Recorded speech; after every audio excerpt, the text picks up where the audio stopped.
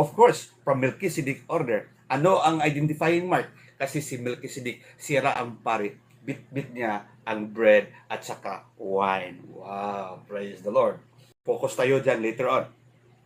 Now, let us differentiate first yung Aaronic priest at saka Melchizedek priest. Itong Melchizedek priest is a type of Christ. It is God who chose Melchizedek to be his priest.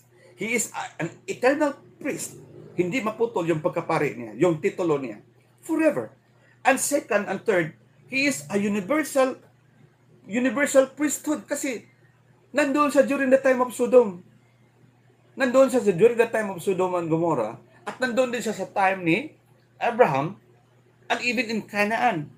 Yung pagkapari ni Melchizedek ay nag-spread all over the world. Universal ang pagkapari. Whereas, itong Aaronic priest, yung kapatid